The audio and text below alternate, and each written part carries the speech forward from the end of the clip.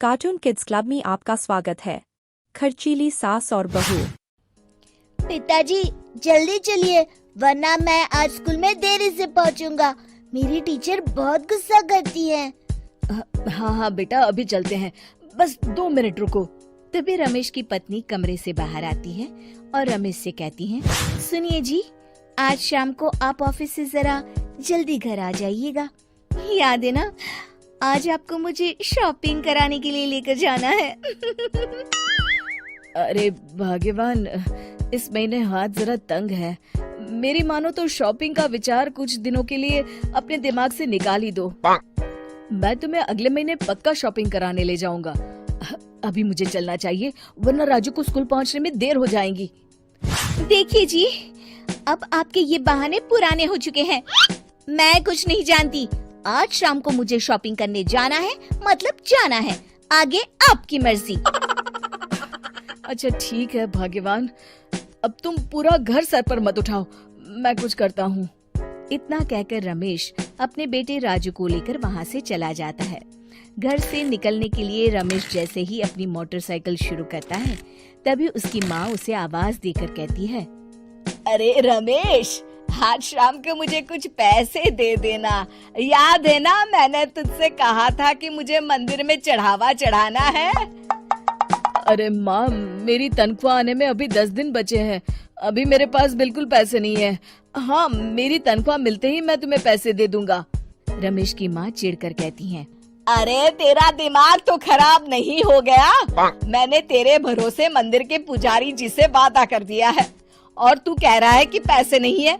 अब मैं पुजारी जी को क्या जवाब दूंगी? तुझे तो मेरी इज्जत की भी कुछ परवाह नहीं है। अच्छा ठीक है माँ, अब तुम गुस्सा मत करो, मैं शाम तक कुछ इंतजाम करता हूँ। इतना कहकर रमेश वहाँ से चला जाता है। फिर दोपहर को जब रमेश अपने दफ्तर में बैठा होता है, तब उसे अपनी पत्नी और माँ की बातें याद आती हैं।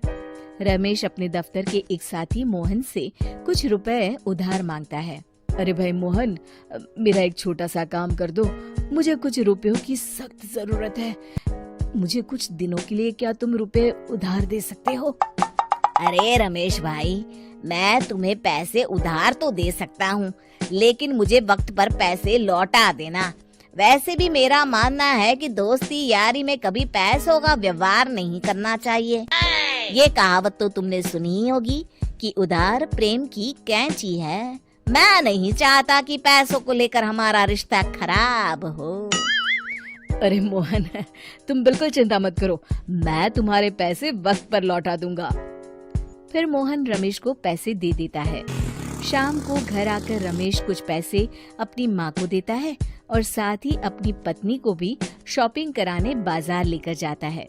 रमेश की पत्नी और उसकी माँ का स्वभाव जरूरत से ज्यादा खर्चीला होने के कारण दोनों हमेशा बेवजह पैसे खर्च करती हैं। फिर एक दिन, सुनिए जी, अगले हफ्ते हमने छुट्टियों में कहीं बाहर जाने का प्लान बनाया था। आपने पैसों का इंतजाम कर लिया ना? अरे अभी कहाँ, अभी तो मेरे पास बिल्कुल पैसे नहीं है। हम कभी और चले जाएंगे। देखिए जी, मैंने सभी सहेलियों से कह दिया है कि मैं बाहर घूमने जा रही हूँ। अगर मैं नहीं गई तो सब मुझ पर हंसेंगी। आप कहीं से भी पैसों का इंतजाम कीजिए जी। इतना कहकर रमेश की पत्नी वहाँ से चली जाती है। वहीं दूसरी तरफ रमेश की माँ भी तीर्थ यात्रा जाने की जिद करती है और रमेश से पैसे मांगती है। फिर अगले दिन रमेश एक सेठ से पैसे उधार लेकर अपनी पत्नी और बेटे को घुमाने ले जाता है और अपनी माँ को भी तीर्थ यात्रा पर भेज देता है। लेकिन जैसे ही रमेश अपनी छुट्टियाँ बिताकर वापस आता है, कर्जदार उसका जीना मुश्किल कर देते हैं। इतना ज्यादा कर्ज एक साथ अपने ऊपर देख रमेश काफी परेशान रहने लगता है। फिर एक दिन राजू की स्कूल की फीस वक्त पर न भर पाने के कारण रमेश को स्कूल में बुलाया जाता है। स्कूल के प्रिंसिपल साहब रमेश को सख्त हिदायत देते हैं कि अगर वक्त पर स्कूल की फीस नहीं भरी गई तो उनके बेटे का नाम स्कूल से काट दिया जाएगा। अपने बेटे की स्कूल की फीस भरने के लिए रमेश अपने दोस्त गिरधारी से कुछ पैसे उधार ले लेता है और स्कूल की फीस भर देता है। रमेश की माँ और उसकी पत्नी खर्चे और घर की जिम्मेदारी संभालते संभालते धीरे धीरे रमेश पूरी तरह कर्ज में डूब जाता है और तभी एक दिन दफ्तर में काम करते समय रमेश की तबीयत अचानक बिगड़ जाती है और वो बेहोश होकर गिर पड़ता है। उसे जल्दी से पास के एक अस्पताल में भर्ती कराया जाता है। रमेश के घर वालों को ये बात पता चल जाती है तो वे सभी अस्पताल पहुंचते हैं। अस्पताल के डॉक्टर साहब उन्हें बताते हैं, देखिए, देर रात तक जागने और जरूरत से ज्यादा काम करने की वजह से इन्हें चक्कर आ गया था। बेहतर यही होगा कि इन्हें कुछ दिनों के लिए पूरी तरह आराम करने दिया जाए।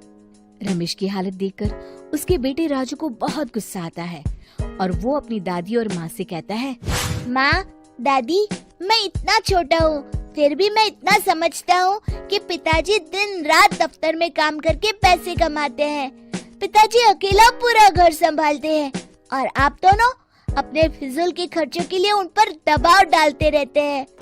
आज पिताजी की हालत के जिम्मेदार तो आप दोनों हैं। राजू की समझदारी भरी बातें सुनकर रमेश की माँ और पत्नी को अपनी गलती का एहसास होता है और दोनों की आंखों में आंसू आ जाते हैं। फिर कुछ दिनों के बाद रमेश की तबीयत एकदम अच्छी हो जाती है और वो पहले की तरह अपने काम पर जाने लगता है। रमेश की माँ और पत्नी अब उसे किसी प्रकार की कोई तकलीफ नहीं देते और ना ही उससे किसी चीज की मांग करते हैं। फिर देखते ही देखते रमेश अपने कर्ज के सारे पैसे चुका देता है। उसकी जिंदगी पहले की तरह अच्छी हो जाती है और वो अपने परिवार के साथ खुशी खुशी रहने लगता है। शिक्षा, हमारे रिश्ते एक तराजू की तरह होते हैं जिसकी दोनों ओर जिम्मेदारी और समझदारी का वजन बराबर होना चाहिए। उम्मीद है कि आपको हमारी ये कहानी पसंद आई होगी। कृपया हमारे चैनल को सब्सक्राइब करें और सभी अपडेट्स के लिए बेल आइकन जरूर क्लिक करें और हाँ, वीडियो लाइक और शेयर करना मत भूलिएगा। Bye bye.